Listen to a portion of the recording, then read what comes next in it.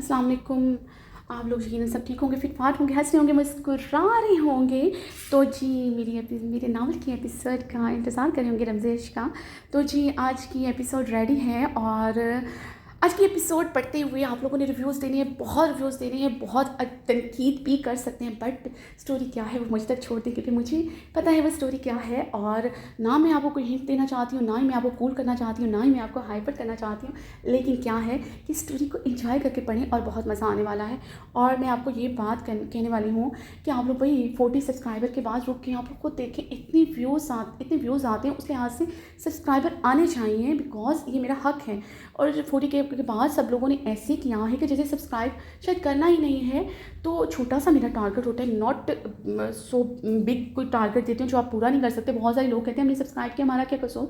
मैं उनसे पूछती हूँ मेरा क्या कसूर, क्योंकि रमज़ान के महीने में मैं आप लोगों को एपिसोड दी। आप मुझे बताएं, पहले मेरी रूटीन और थी, क्या मैं आपको रोज़ एपिसोड नहीं दे रही या बीच में एक आध छुट्टी आई है बट मैंने रोज़ाना एपिसोड नहीं, लॉन्ग एपिसोड नहीं दे रही। तो मैं किस लिए दे रही हूँ? व्यूज़ का मेरा प्रॉब्लम नहीं है, मुझे व्यूज़ आता है। और जितने भी अगर मैं महीने में जितनी भी वीडियोस डालूँ, मुझे पैसों का भी प्रॉब्लम नहीं है। मैं सब्सक्राइबर आप लोगों के लिए वीडियो डालती हूँ, रोज़ एपिसोड डालती हूँ ताकि आप लोग इरिटेट ना हो, और आप लोग इरिटेट ना हो तो मुझे भी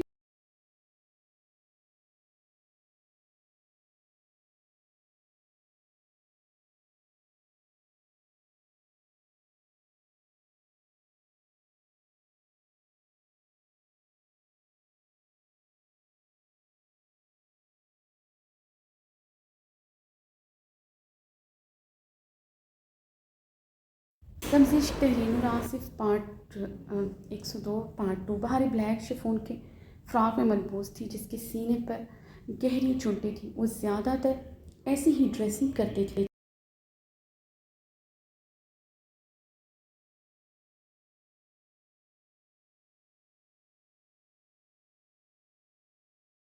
जैसे शहराम उसके लिए लाया था, इस तरह के फ्रॉक में उसका पेट वाज़िया नहीं होता था और शहराम को बिल्कुल पसंद नहीं था वो यूँ एया हो। इसलिए वो हवेली में भी सबके सामने बहुत बड़ी शाल अपने गिर्द लपेट कर रखती थी।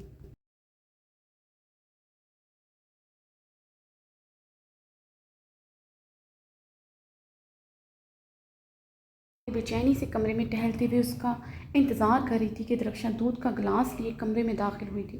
बाहर पाजी आपके पैरों का मालिश कर दूं। दरख्शां ने दूध का गिलास टेबल पर रखते हुए उससे टहलते देखकर पूछा।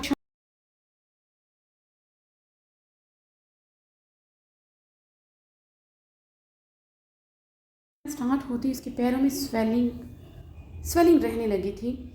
नहीं शहराम कर देगा, वही तो रोज़ करता है, बहार ने खोए खोए अंदाज में कहा। सारा ध्यान शहराम की तरफ था। तब से अमीना खानम के कमरे में था, बहुत परेशान हो रही थी। अमीना खानम के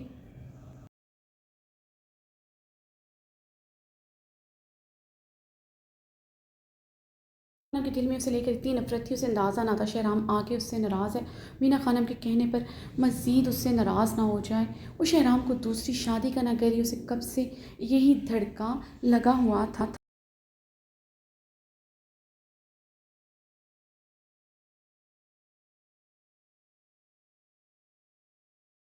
अपना बेटी की आंखों को उदासी देखता है तो हमारा भी दिल करता है हम शहराम को अपना दूध का कसम देकर वही सब कुछ शहराम से करवाएं जो असफन ने किया, और कुछ नहीं तो शहराम का दूसरी शादी करवा दे। उनके लफ्ज़ याद आते वो सिलक कर राख हो रही थी। बेचैनी उसके पूरे वजूद का अहाता किए हुए थी। शहराम की दूसरी शादी वाली बात ही उसके हवास जैसे खोने लगती थी। वैसे बाजी शहराम लाला आपसे बहुत मोहब्बत करता है, इतना कौन बीवी का खिदमत करता है। सारा हवेली का मर्द लोग सिर्फ अपना हक लेना जानता है, मगर इस तरह मोहब्बत प्यार और खिदमत सिर्फ शहराम लाला ही कर सकता है।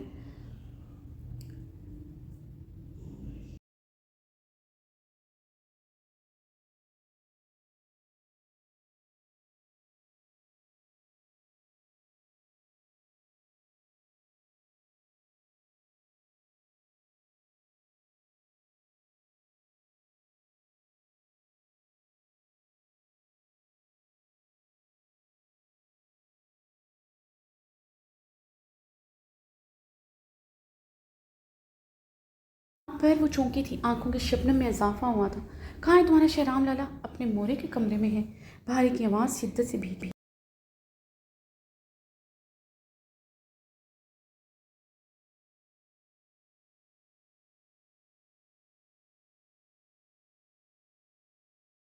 वो शहराम लाला मीना खानम के कमरे में है, उनका पाँव दबा रहा है। उनका तबीयत ठीक नहीं है, क्या हुआ इन्हें? ज़्यादा तबीयत ख़राब है, भारे ने लरजते लबों से सवाल किया। मीना खानम को जवाब देकर अब पछता रही थी। अमीना खानम की तबीयत ज़्यादा ख़राब ना हो जाए, शहराम उससे ज़्यादा नाराज़ ना हो जाए। सारे डर खौफ वहम एक बीवी की तरह सता रही थी। सारे सोचे किसी ऑक्टोपस की तरह उसके सांप के साथ लिपटी हुई थी, जो उसे जैसे पागल कर रही थी। भारी गहरे सांस लेते पेट पर बैठकर सर दोनों हाथों में गिरा गई। अब उसका ज़रा ज़रा सी बात पर दिल लरसने लगता था। वो कभी किसी बात से डरी नहीं थी, मगर शहराम से मोहब्बत होने के बाद हर चीज़ से डरने लगी थी। मोहब्बत औरत को कहीं का न छोड़ती, उसे आज अंदाज़ा हुआ था। दरक्षा की बात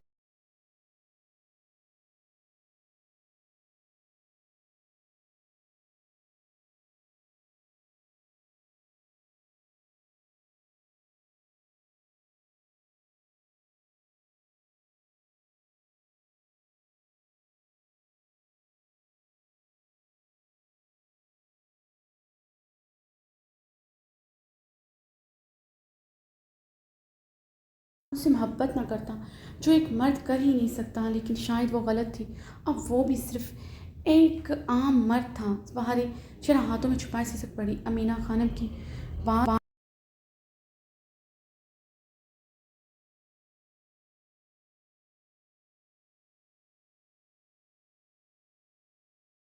जवाब न देती। मीना खानम की बात पर उसका ज़ब्त छूट गया था उनके लबों से। शहराम की तो उससे शादी वाली बात बर्दाश्त नहीं थी, मगर अब पछता रही थी। मीना खानम की वजह से शहराम की बेइतनाई बर्दाश्त नहीं कर सकती। उसके जिस्म की अमारत अंदर से टूट कर झड़ने लगती थी। भाभी क्या हुआ है? रक्षा ने उसे ऐसे बैठते देख कर पूछा। तुम जाओ यहाँ से।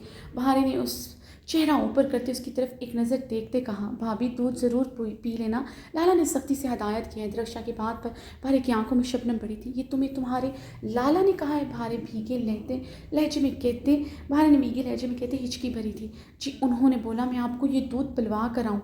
अब दूध पीना में नखरा करता है। दरक्षा की बात पर वो भीगी आंखों से एकदम मुस्कुराई थी।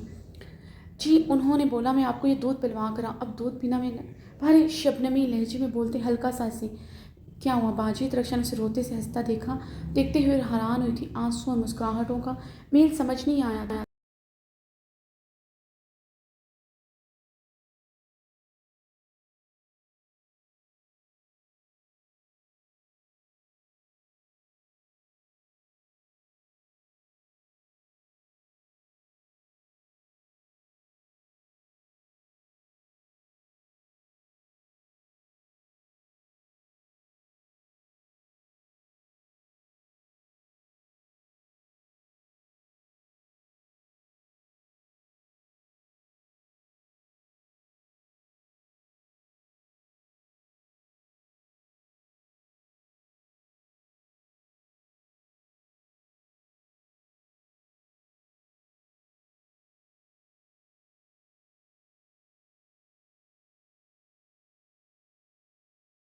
हमारे लाला ने अगर पूछा मैंने दूध पिया या नहीं, तुमने कहना मैंने दूध नहीं पिया। भारे ने रोहा से लहजे में मुंह बनाते कहा। रक्षा को बहारे के अंदाज पर हंसी आई थी।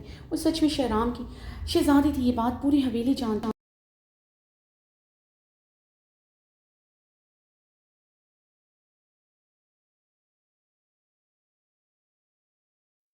ठीक है बाजी, जैसा आप कहो। रक्षा बहारे को भीगी आंखों को देखते चली गई थी। तुम्हारे बगैर खाना आज खा लिया, मगर दूध नहीं पीऊंगी। बहारे रूहान से लहजे में शहराम से शिकवा के ना लहजे में मुखातिब हुई थी। बेड पर लेटे कंबल खुद पर लपेटा था, मगर नींद आंखों से कोसों दूर थी। जब तक वो सितमगर कमरे में ना आ जाता उसे नींद कहाँ आनी थी। बेचैनी से करवटें लेटे कब उसकी आंख लगी उसे पता ही ना चला।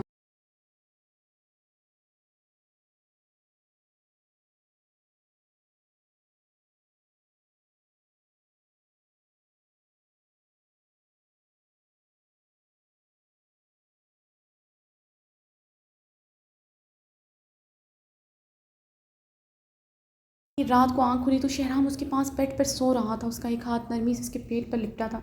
बाहर ने कमरे की जलती मध्यम रोशनी में भीगती निगाहों से शहराम को देखा, जो सोते हुए भी लब भींचे हुए था। बाहर की आंखों की नमी बड़ी थी, उसका हाथ अपने पेट पर लिपटे देखकर बहार लब दांतों तले मुस्कुराई थी। उससे नाराज़ ज़रूर था, मगर वो उससे दूर होकर सो नहीं सका था। रोज़ की तरह उसे अपनी बाहों में ही लेकर सोया था। बहार की मुस्कुराहट गहरी हुई थी। उसने ज़रान की तरफ रुख पलटे, उसे मुस्कुराते हुए उसे देखा। बहार ने उसकी नाक की टिप पर उंगली रखते उसके नाभि लबों पर उंगली रखी। अब वो बहुत नरमी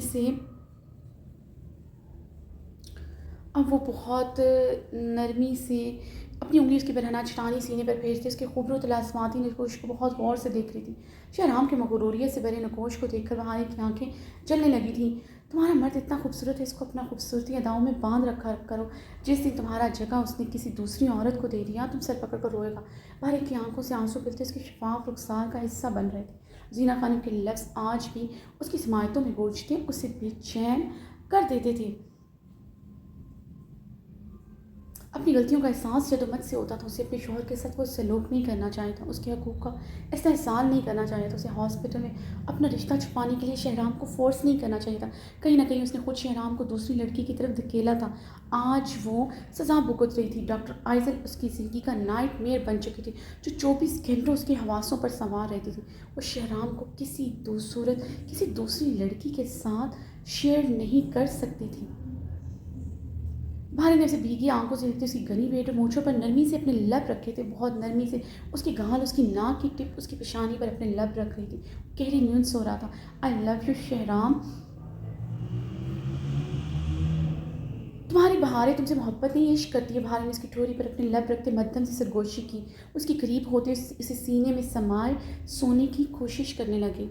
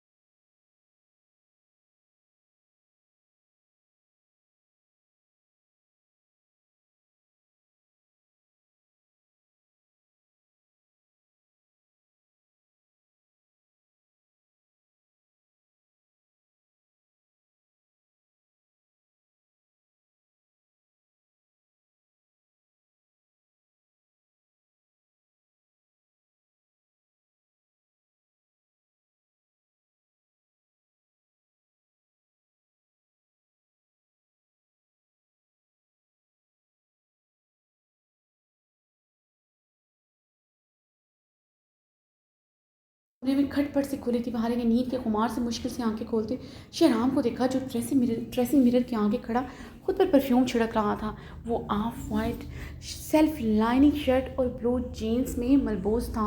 चेहरा सर्द और संजीदा था। बहारी उसके सर्द और स्पार्ट चेहरे और उसे इतना तैयार देखकर बेड से उठते जल्दी से उसकी तरफ बढ़ी। शहराम, तुम कहाँ जा रहे हो? बहारी ने उसके करीब जाते पूछा। उस सफ़ेद शर्ट में बहुत अट्रैक्टिव लग रहा था। भारी की सुनहरी आंखें उसकी तिलिस्माती नकोश पर अटकी थी। यह हॉस्पिटल जाने का वक्त है। वहीं जा रहा हूँ, कहाँ जाना है मुझे? शहराम संजीदगी से कहते अपनी कफलिंग्स लगाने लगा। उसकी तरफ एक नज़र नहीं देखा था, वरना सुबह उसे देखते ही पहले अपनी अपनी बाहों में भर कर उसकी पेशानी पर लब रखता था, फिर उसे डीप किस करता था। भारी उसका सर सपाट चेहरा देखकर वो हाँसे हुई थी। लेकिन हॉस्पिटल में भी जाती हूँ तुम्हारे साथ, तुम बिल्कुल तैयार हो। मुझे उठाया भी नहीं। भारी अपनी भीगी आंखें उसके सर सपाट चेहरे पर गाड़ते कहा, तुम्हारी तबीयत ठीक नहीं थी इसलिए तुम्हें नहीं उठाया, अब तुम हॉस्पिटल नहीं जाओगी। शहराम ने उसकी भीगी आंखों को एक नज़र देखते उपमिया लहजे में कहा था। क्यों? बहारे ने हैरानगी से उससे देखा था। क्योंकि तुम्हें आराम करने की ज़रूरत है, तुम्हें घर पर रहकर आराम करना चाहिए। शहराम ने अब की बार उसकी तरफ देखते काफ़ी नरमी से कहा। उसकी भीगी आंखें देखते लहजा खुद ब खुद नर्म हुआ था। लहजा नर्म था, मगर आंखें सर सपाट थी। आंखों के सचपन पर काबू पा ना सका था। लेकिन तुम्हारे साथ जाऊंगी शहराम, मुझे नहीं लगता, मुझे आराम की ज़रूरत है। भारे जल्दी से बोलते उसके सीने पर अपने दोनों हाथ जमा गई थी। जिस वजह के लिए तुम हॉस्पिटल जाती हो आज वो वजह वहाँ नहीं रहेगी, इसलिए अब सुकून से घर बैठो जब तक हमारा बच्चा इस दुनिया में नहीं आ जाता। शहराम उसके हाथ अपने सीने से हटाते संजीदगी से कहते अपना कोट शहराम ने उसके हाथ अपने सीने से हटाते संजीदगी से कहते अपने कोट उठा बेड से उठाए पहनने लगा। हमें लगता है मैं इसलिए हॉस्पिटल जाती हूँ। भारे के सवाल पर शहराम ने इसे जवाबन सवालिया निगाहों से देखा तो अपनी निगाहें फेर गई। मुझे लगता नहीं, मुझे यकीन है बहारे तुम मेरा साया बनकर क्यों रहती हो। सिर्फ मैं नहीं, पूरा हॉस्पिटल जानता है। शहराम उसकी नज़रें चुराने पर तंजिया मुस्कुराते हुए बेड पर बैठकर शूज़ पहनने लगा। तो फिर यूँ कहो ना, तुम्हें मेरा वजूद चुभने लगा है, तुम्हें मुझसे इरिटेशन होती है। कभी तुम मेरा साया बनकर रहना चाहते थे, अगर आज मेरा साया बनना तुम्हें गवारा नहीं। बहारे ने शिकवा के ना आंखों से देखते शिकवा किया। शहराम उसकी बात पर से एक नज़र देखता अपने शूज़ पहनते उसके मुकाबले जा खड़ा हुआ था। मैं तुम्हारा साया बनना नहीं चाहता, मैं तुम्हारा साया ही बनकर रहता हूँ। जब से तुमने मुझसे मोहब्बत का इजहार किया, खुद को मुझे सौंपा, उस दिन के बाद क्या कभी शहराम खानज़ादा ने तुम्हें अकेला छोड़ा, तुम्हारे वजूद से कभी लापरवाही इख्तियार की। शहराम ने उसे बाजू से नरमी से जकड़े अपने मुकाबिल करते उसकी आंखों में आंखें डाले सवाल दागा था। नहीं, बहारे ने भीगे लहजे में बेख्तियार सर नफ़ी में हिलाया। तुमने मुझे इन 7 माह में कोई कॉन्ट्रैक्ट नहीं करने दिया। मैंने नहीं किया, कितने कॉन्ट्रैक्ट साइन किए वो मैंने छोड़ दिए, सिर्फ इसलिए कि तुम नहीं चाहती थी मेरी साख को, तुम नहीं चाहती थी मेरी साख को नुकसान पहुंचा। मुझे माली नुकसान भी हुआ, लाखों का नहीं करोड़ों का, मगर ये सब मैंने किसकी खातिर बर्दाश्त किया। शहराम के सवाल कर बहारे की आंखों में आंसुओं की नमी ने शिद्दत इख्तियार की थी। पछता रहे हो, बहारे ने भीगे लहजे में उल्टा सवाल किया था। उसकी बातों का हमेशा की तरह गलत मतलब ले गई थी। नहीं, तुम्हारी बेएतबारी दुख देती है। शहराम उसके सवाल पर इस्तेज़ाई अंदाज में मुस्कुराया था। शहराम के इस्तेज़ाई अंदाज पर बहारे ने पूरी तरह अपने लब काटे थे। इन 7 माह में तुम्हारे साथ हॉस्पिटल गया, तुम्हारे साथ आया, फिर भी कल तुमने वो सब किया। तुमने कहा तुम अगर हॉस्पिटल फ़ोन ना करती तुम्हें पता ही ना चलता मैं आइसल को पिक एंड ड्रॉप देता हूँ। सिर्फ मुझे इतना बता दो, मैं तुम्हारे बगैर कब अकेला हॉस्पिटल गया जो उसे पिक एंड ड्रॉप देता रहा। शहराम के सवाल पर वो बिल्कुल खामोश हुई थी। यानी तुम्हारे नज़दीक मैं ज़रा भी एतबार के लायक नहीं, अगर मुझे 5 मिनट भी लेट हो जाए तो तुम यूँ तमाशा लगाया करोगी। शहराम की आवाज़ ऊंची हुई थी। बहारे ने उसकी ऊंची आवाज़ पर गहरा सांस लेते अपनी आंखों की नमी पीछे की तरफ धकेली थी। तुम्हारे फ़ोन कॉल पर मैंने 20 मिनट का रास्ता 5 मिनट में तय किया। रास्ते में कितनी बार एक्सीडेंट हुआ, सिर्फ दिलो दिमाग में यही टेंशन थी। तुम रो रही होगी, अपनी फ़िक्र रही ही नहीं थी। जानता हूँ अब तुम कहोगी मुझे अपने बच्चे की फ़िक्र है। शहराम ने उसके बाजू को नरमी से जकड़ा था। उसकी ज़रा सी सख्ती वो बर्दाश्त नहीं कर सकती थी। उससे डर था वो कहीं गिर ना जाए। उससे देखते रो रही थी। शहराम उसके बाजू को नरमी से छोड़कर उसे ड्रेसिंग टेबल से लगाते उसके करीब होते उसके बहते आंसू अपने अंगूठों के पोरों से साफ किए थे। बहारे ने अपने दोनों हाथ ड्रेसिंग टेबल से जकड़ते उसकी खुरदरी अंगूठों की नरमी अपने आरिस पर महसूस करते उसकी सर सपाट आंखों में देखता। नहीं है क्या तुम्हें मुझसे ज़्यादा अपने बच्चे की फ़िक्र, वो फिर से भीगे लहजे में उसकी आंखों में देखते सवाल कर गई। बच्चे की जितनी मर्जी फ़िक्र हो मर्द को, मगर इतनी केयर वही मर्द करता है जिसे अपने बच्चे की माँ की भी फ़िक्र होती है। शहराम ने संजीदगी से कहते उसकी आंखों पर अपने लब नरमी से रखे थे। बहारी अपनी आंखें मींच गई थी। उसके लबों की नरमी का लम्स उसके अंदर तक उतरा था। शहराम उससे दूर हुआ। वो आंखें खोलते सर नफ़ी में हिलाते उसकी शर्ट मुट्ठियों में जकड़े उसे अपने करीब कर गई। शहराम ने नरमी से अपनी शर्ट उसकी मुट्ठियों से छुड़वाते उससे दूर हुआ था। मैं इतनी तेज़ ड्राइव करते हवेली आया तो ये तमाशा देखने को मिला। बहारे माँ है वो मेरी, मुझे अपनी बीवी बच्चा अजीज़ है तो अपनी माँ भी उतनी अजीज़ है। मुझे कल बिल्कुल पसंद नहीं आया जिस तरह तुम उनके सामने सामान दराजी करी थी। मुलाजमों का ख्याल भी नहीं किया, मुझे बिल्कुल अच्छा नहीं लगा। शहराम ने उसे तासुब भरी निगाहों से देखते कहा था। शहराम, उन्होंने मुझे ताने दिए थे, वो तुम्हारी दूसरी शादी का कह रही थी और तुम्हें लगता है मैं इनके कहने पर दूसरी शादी कर लेता। शहराम ने लब पीछे तेज़ आवाज़ में उसकी बात काटी। नहीं, मगर बहारे ने अपनी भीगी आंखें रगड़ते नज़रें झुकाई। बहारे मर्द जब दूसरी शादी करता है उसके पास दूसरी शादी करने का एक ही जवाब होता है कि उसे खुदा ने इख्तियार दे रखा है, बस वो एक इस इस बात पर बात ही ख़त्म कर देते, मगर जब वो इख्तियारात होने के बावजूद अपना हक़ इस्तेमाल ना करे तो उसका एक ही मतलब है, वो इस औरत से बेहद मोहब्बत करता है जो उसकी ज़िंदगी में पहले से मौजूद है। वो उसकी आँसू की खातिर उसे दुःख ना देने की वजह से सारी उम्र उस औरत से वफ़ा करता है। वजह क्या होती है? वो मोहब्बत जो वो उस औरत से करता है। शहराम ने उसकी तौर गुलाबी आँखों में देखते सर लहजे में कहा, बहारे की आँखों से मोती टूट कर आरिस पर बरसे थे। मेरी मोरे के ताने सुन लेती बहारे, मेरे कमरे में आने के बाद मुझ पर चीखती चिल्लाती। मैं तुम्हारे कदमों में बैठ कर तुम्हें मनाता जिस तरह हमेशा करता हूँ, मगर तुमने जो कल किया वो मुझे बिल्कुल अच्छा नहीं लगा। अगर मैं तुम्हें लेकर हसास हो सकता हूँ तो सोचो मेरे लिए बाकी रिश्ते कितनी अहमियत रखते होंगे। शहराम खानज़ादा अपनी बीवी के लिए पागल हो सकता है, उसके लिए उसके बाकी रिश्ते भी उसका जुनून है, उसका सब कुछ है। आइंदा ये सब नहीं होना चाहिए। मोरे के सामने तुम्हारी आवाज़ ऊँची नहीं होनी चाहिए। शहराम सर्द अंदाज में तंबीह करते दरवाजे की तरफ बढ़ा था। तुम कहते हो मैं इनसे माफ़ी मांग लेती हूँ। उसकी चोरी पुष्ट को देखते फीके लहजे में बोली। उससे नाराज़ होकर जा रहा था। भारे से बर्दाश्त नहीं हुआ था। शहराम ने इसकी बात पर मुड़कर उसे देखा। भारे तेज़ी से उसकी तरफ बढ़ते उसका बाजू जकड़ गई। शहराम, मैं माफ़ी मांग लूँगी मोरे से, जैसे तुम कहोगे वैसे कर लूँगी। अगर तुम्हें मेरा चीखना चिल्लाना नहीं पसंद, मैं बिल्कुल तुम पर चीखूँगी, ना ही कोई नखरा दिखाऊँगी। इतनी बुरी नहीं हूँ जितना तुम्हारी मोरे मुझे कह रही थी, या तुम समझते हो। जहाँ बात तुम्हें शेयर करने की आती है मैं अपना ज़ब्त खो देती हूँ। उससे सिसकी लेते अपनी आंखें रगड़ी। तुम्हें हमेशा नखरे दिखाए क्योंकि तुम उठाते हो, बचपन से उठाते हो, मगर अब नहीं दिखाऊंगी। जैसे तुम कहोगे वैसे बन जाऊंगी, जैसे जैसे तुम्हारी मोरे चाहती है वैसे बन जाऊंगी। भारी लब काटते उसके बाजू जकड़ते अपनी शबनमी आवाज़ पर काबू पाते टूटे लफ्ज़ों से बोल रही थी। मुकाबिल का सर्दपन उसकी रगों में बर्फ़ बनकर उतर रहा था। अगर तुम भी कुछ बदलना होता तो इन 7 माह में बदल चुका होता। तुम्हारे नखरे उठाने का मतलब है तुम मुझे जैसी हो वैसे ही पसंद हो, मगर ये नखरा, ये बदतमीज़ी, चीखना चिल्लाना सिर्फ मुझ तक महदूद रहे तो मुझे पसंद है। खुद को बदलने से अच्छा है सिर्फ मुझ पर एतबार कर लो। शहराम नरमी से उसके हाथ अपने बाजू से छुड़वाए लंबे लंबे डग भरता वहाँ से चला गया था। आराम ब्लैक एंड वाइट कम्बिनेशन के ट्राउज़र और शर्ट में मलबूस था, जिस पर ब्लैक लेदर जैकेट पहने हुए था। वो अभी भी पहाड़ों पर वॉक करने गया था। अपने गने वालों में उंगलियां फेरते हवेली दाखिल हुआ था। सर्दी की शिद्दत से चेहरा सुर्ख व सफ़ेद हो रहा था। आंखों में रुद्ध जगह की सुर्खी नुमाया थी। नींद तो वैसे भी नहीं आनी थी। इस कमरे में कैसे आ सकती थी जहाँ उस दुश्मने जाँ की खुशबू थी। उसकी बाहों में गुजरे हुए कुर्बत के वो लम्हात थे जो उसे रात रात भर सोने नहीं देते। उसके जवान जज्बे उसे रात भर जगाए, उसके लिए सिलगाते रहते थे। इन 7 माह भी एक बार भी इसका चेहरा नहीं देखा था। रोज़ उसे देखता था, उसके सामने चादर में लिपटी गाड़ी से उतरती अपने कॉलेज में दाखिल होती, मगर पलट कर एक नज़र उस पर डालना गवारा नहीं करती थी। अगर बेरहमी की कोई जिंदा मिसाल होती तो वो हूर का नाम ले लेता। उसकी बीवी हूर खानज़ादा उसके लिए सच में बेरहम साबित हुई थी। उसे देखने के लिए कितना तड़प रहा था ये वही जानता था। इतना तो जानता था उस बेरहम को उस पर अब कभी रहम नहीं आएगा। वो सारी उम्र उसकी तो रहेगी मगर उसके पास ना रहेगी। वो यूं ही ताउम्र तशना रहेगा।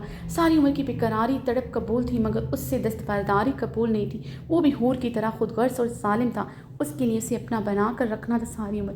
इस बात से अरहाम खानज़ादा कभी पीछे नहीं हट सकता था, चाहे आबला पाई जुनूनियत और बेरहमी के सफ़र में दोनों के बदन जख्मों से चूर ही क्यों ना हो जाते। वो सिगरेट सिलगाए अरहाम ने सिगरेट सिलगाए लबों से लगाया था। अपनी प्रीजे के सामने वो सिगरेट नहीं पीता था, इसलिए वो मर्दाने में खड़े होकर गहरी कश लेने लगा। वो सितमगर भूलते ही नहीं थी। उसकी याद ने फिर से उसे सिगरेट पीने पर मजबूर कर दिया था। हूर सुल्तान शाह को सिगरेट पीने वाले मर्दों से सख्त नफरत है। सुल्तान शाह ने आज तक उसके सामने सिगरेट नहीं पिया। इतने डरते हैं हूर से क्यों आज तक पकड़े नहीं गए। जब वो सिगरेट पीते हैं मुलाजमों की फ़ौज पहरा देती है, कहीं हूर सुल्तान शाह को पता ना चल जाए वो सिगरेट पी रही है। निशा के लफ्ज़ याद करते वो ज़ख्मी सा मुस्कुराया था। वो सिगरेट पीने वाले मर्दों से नफरत करती थी, इस बात का उसे अंदाज़ा था। अरहाम ने गहरा कश लेते मैदानी के बरामदे से बने नज़र आते सरसब्ज़ पहाड़ों को गौर से देखा था। पहाड़ों के ऊपर उतरती धुंध उसके अंदर उतरती जा रही थी। अपनी महरम की कुर्बत की दीवानगी कि उसे इतनी बड़ी सज़ा मिले कि उसे अंदाज़ा ना था। उसने उसके साथ जो पहली रात किया वो इस बात की उसे सज़ा नहीं दे रही थी, बल्कि उसे उसकी दीवानगी ही सज़ा दे रही थी। उसकी शिद्दतों में उसकी कुर्बत को एक शौहर की मोहब्बत से नहीं जोड़ रही थी, उससे उसकी हवस गर्दान रही थी। मुझे आपकी मोहब्बत नहीं लगती, हवस लगती है। आपको मेरे जिस्म से मोहब्बत है जिससे आप मोहब्बत का नाम देते हैं।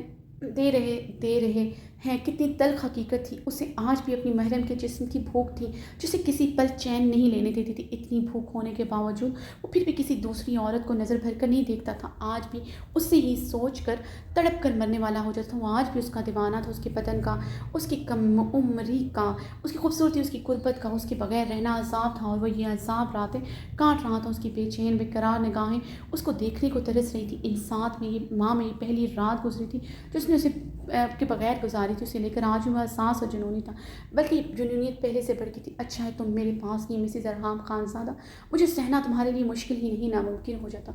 तुम्हारे लिए मेरी दीवानगी, मेरी जुनूनियत पहले से कहीं बढ़ गई। अरहाम ज़ख्मी सा बोलता मुस्कुराया था। उसने वो चिप निकलवा दी थी और उसकी सिक्योरिटी को लेकर परेशान था।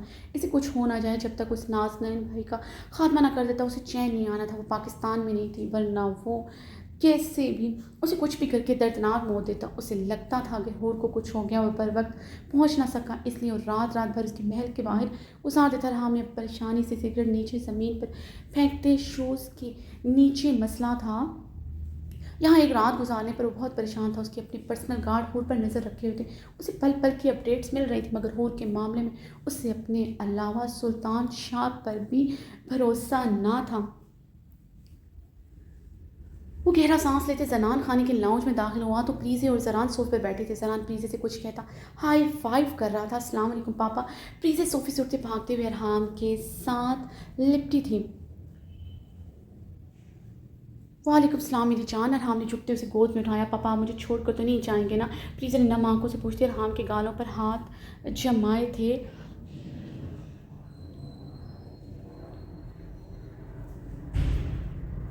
प्रीज़े मेरी जान रो क्यों रहे हो? आंखों में आंसू क्यों है? हाँ, प्रीज़े की भीगी आंखें देखते परेशान हुआ था। पापा मुझे रात को आपके बगैर नींद नहीं आती। मोरे भी मेरे पास नहीं होती, मामा भी आप नहीं लाते और पापा भी मेरे पास नहीं होते। आपने बोला था आप मामा मेरी मोरे होंगे, मगर मामा तो मामा बनकर भी नहीं है। वो नम आंखों से अरहाम को देखते निचला लब बाहर को निकालने मासूमियत से बोल रही थी। प्रीज़ा की मामा वाली बात पर वो तड़प कर रह गया था। प्लीज़ मेरा बेटा, हवेली में कितने लोग हैं? जरान चाचू, शहराम चाचू, आबिर फुप्पो, बहारे फुप्पो, दादो सब तो हैं। अरहाम ने इसका हाथ छूते उसकी नम आंखों पर अपने लब रखे थे। प्लीज़ मेरा बेटा, अगर पापा तो नहीं है ना मेरे पास, मुझे मामा पापा चाहिए, मुझे पापा के साथ सोना है।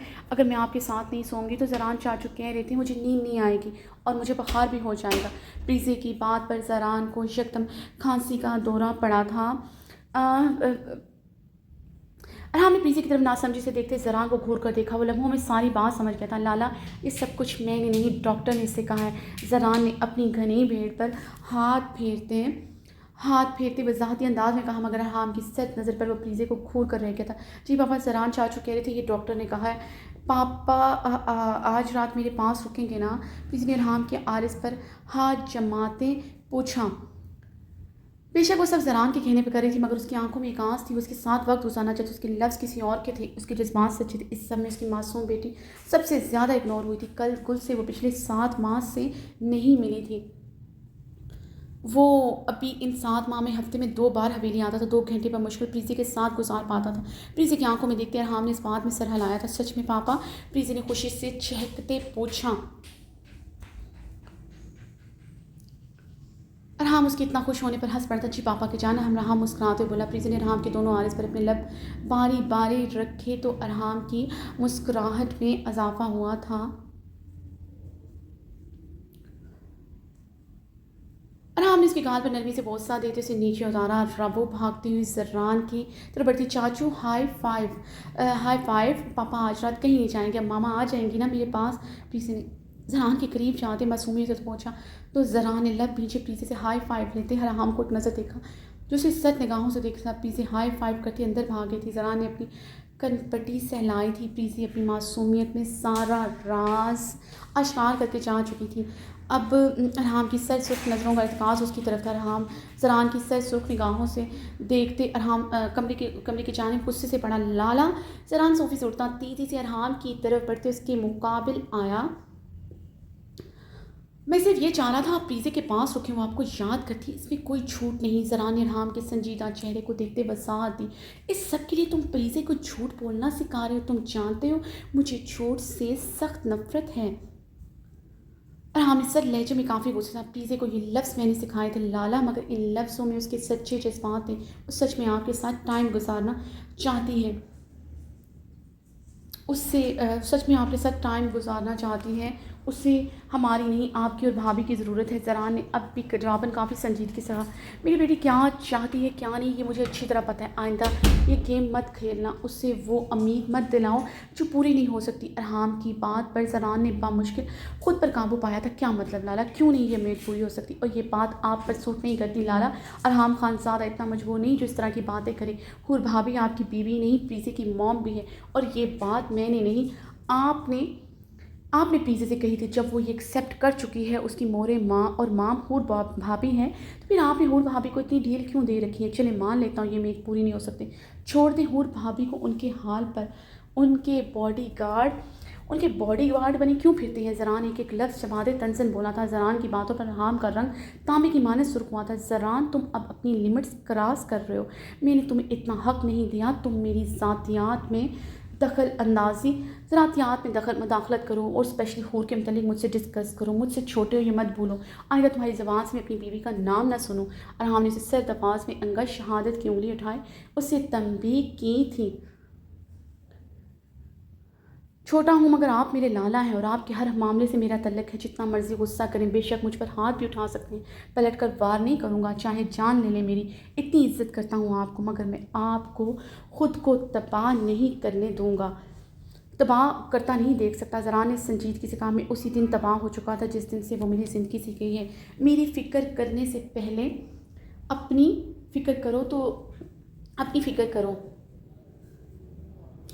मैं आज भी वही अरहाम खानज़ादा हूँ जो अपने इश्क को लेकर जुनूनियत का कायल है। कुछ भी हो जाए मैं अपनी औरत को अकेला नहीं छोड़ सकता। अगर उसे प्रोटेक्ट करने से मैं उसका बॉडी गार्ड कहलाऊँ तो मुझे कबूल है, मगर अपनी इज्जत अपनी बीवी से लातलकी इख्तियार करके मैं बगैरत नहीं कहलाना चाहता।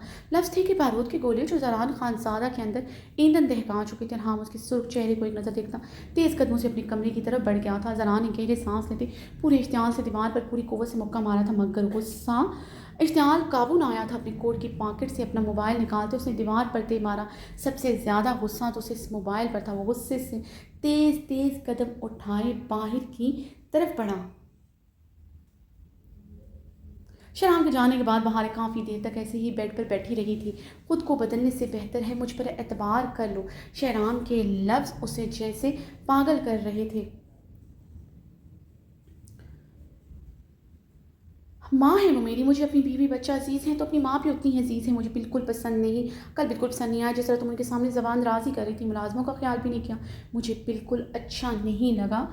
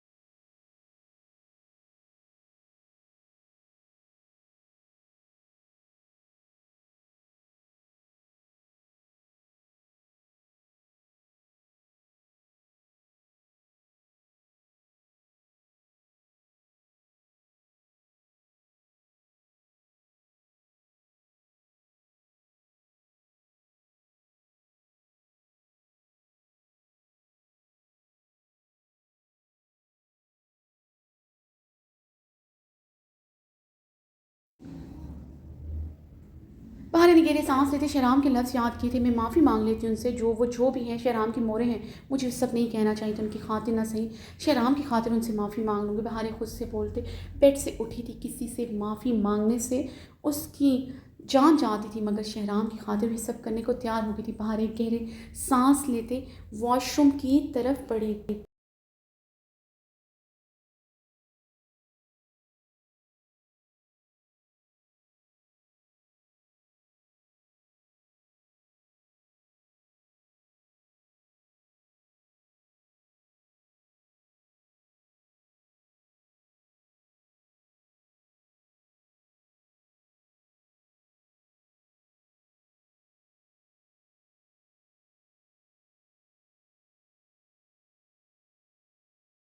पानी से शावर लेने के बाद वो ब्लैक कलर के गर्म फ्रॉक में पहने हुई थी। गीले बाल कमर पर बिखरे थे जो उसने सुलझाए नहीं थे। रात को शहराम से सुलझाने का इरादा था। बहारें अपने गीले बालों को छूते मुस्कुराई थी। शहराम जब ऐसे अपनी मोहब्बत शो करता, उससे मोहब्बत करता था, उसका ख्याल रखता था, वो मगरूरियत की इंतहा पर होती थी। सिर्फ उसके बाल नहीं सुलझाता था, उसका सर दबाता था, उसके पाँव की मॉलिश करता था। रात उसके ज़रा सा करवट बदलने पर परेशान हो जाता था। इन 7 माह में उसने पल पल उसका ख्याल रखा था। अब कल से वो अजनबियत भर रहा था। बहारी की जैसी सांसें अटकी हुई थी। शहराम की मोहब्बत, शहराम की केयर उसके लिए तो उसकी सांसों से भी बढ़कर ज़रूरी थी। बहारें खुद पर शाल लपेटती ड्रेसिंग रूम की जाने पड़ी। वो नाराज़ था तो उसके काम करने का याद आया था, वरना इन 7 माह में भूल ही चुकी थी उसकी कबर्ड ठीक करना। ना वो कोई काम करने देता और ना वो करती थी, मगर अब उसकी नाराज़गी से परेशान कर रही थी। पर शहराम की कबर्ड खोलते ठीक करने लगी। उसकी मुख्तलिफ शर्ट्स तय कर रही थी, प्रेस जो प्रेस करनी थी उसे अलग करके रख रही थी, उन्हें अलग, ताकि आज सारी शर्ट्स वो खुद प्रेस कर दे। उसके लिए आज फिर खाना बनाने का इरादा था। उसे मनाना था सबसे पहले। अमीना खानम से माफ़ी मांगनी थी। ये काम सबसे ज़्यादा मुश्किल था। वो गहरा सांस लेते उसकी कपबोर्ड में उसकी पर्सनल चीज़ें, परफ्यूम, घड़ियाँ, मुख्तलिफ प्रोडक्ट्स वो एक साइड पर लगा रही थी। उसे एक तरफ, पीछे की तरफ कुछ कागजात पड़े नजर आए। बहारे ने वो कागजात निकाल कर देखे। वो वही घर के कागजात थे जो उसने नया खरीदा था। बहारे से देखते मबहम सा मुस्कुराई थी। उसने वो घर उसके लिए डेकोरेट करवाया था। आज से 7 माह पहले गुजरी रात याद आई थी। बहारे के लबों पर शर्मीली मुस्कुराहट आ ठहरी थी। बहारे वो पेपर्स रखने लगी थी। एकदम उसकी नज़र उन पेपर्स पर आ ठहरी थी। उसने बेयकीन होते देखा था। उसने 2-3 बार अपनी आंखें झपकी थी। आंखों को यकीन नहीं आया था। आंखों को यकीन नहीं आया था। दिलो दिमाग बंद हुए थे। उसके कदम लड़खड़ाए थे। आंखों के आगे अंधेरा छाया था। उसने जल्दी से कबर्ड के खुले दरवाजे को मजबूती से जकड़ा, वरना वो ज़मीन बॉस हो जाती। तहश का वो गहरे सांस लेती, वो पेपर हाथ में दबोची गहरे सांस भर रही थी।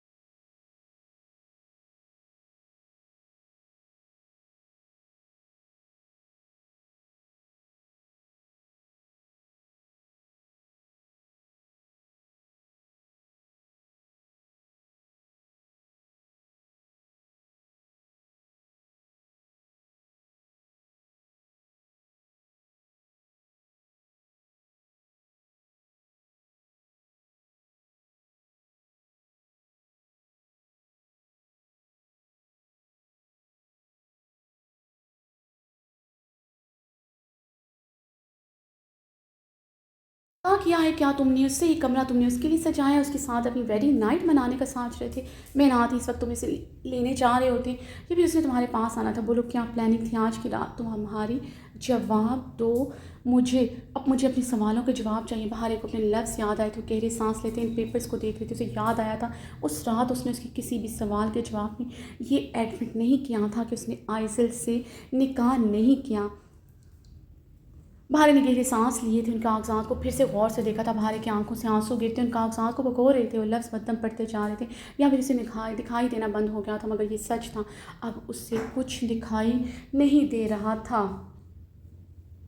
तो ही तो था अपना, कैसे टूटा ये सपना। वो कब्र को पकड़े, गले पर हाथ जकड़े गहरे सांस ले रही भर रही थी। जी कर रहा था उस दिन तुम्हारी चमड़ी उधेड़ दूँ, तुम्हारा बदन बेल्ट से दाग दूँ, मर्द हूँ और फिर शौहर भी हूँ। गुस्सा आता है और बहुत आया भी, अपने गुस्से और इख्तियार पर काबू पा रहा था, क्योंकि मर्द था, शौहर भी था, मगर तुम बीवी से बढ़कर थी मेरे लिए। अगर तुम्हें सिर्फ बीवी समझता तो एक शौहर की तरह सजा देता। पहरे के हाथों से कागजात गिर चुके थे, वो गहरे सांस लेती अलमारी के साथ जा लगी। उसकी समारतों में सिर्फ सितमगर बेवफा के लफ्ज़ गूंज रहे थे, तुम मुझसे खो जाएगा, जीना मुश्किल हो जाएगा।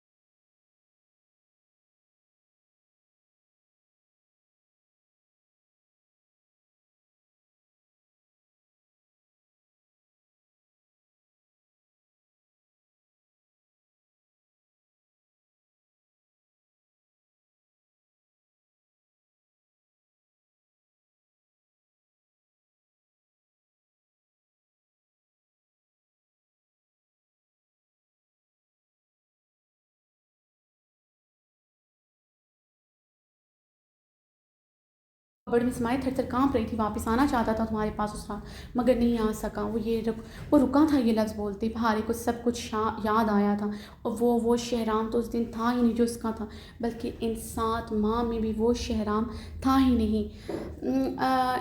उसकी सांसें उखड़ रही थी, उखड़ती सांसें कितनी तकलीफ देती उससे आज पता चला था। वो अपने गले पर हाथ रखे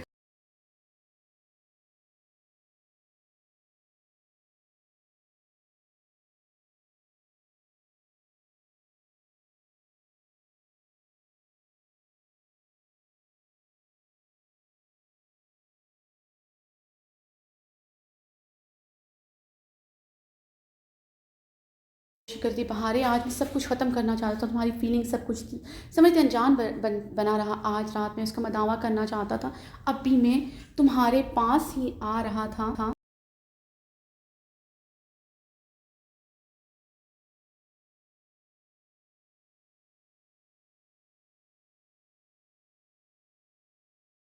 इन्हें आ रहा था, मगर तुम खुद आ गई। मुझे पता था मेरी बीवी का यही रिएक्शन होगा, मगर तुम यहाँ दुल्हन बनकर आ जाओगे, मुझे पता नहीं था। अब वो आंखें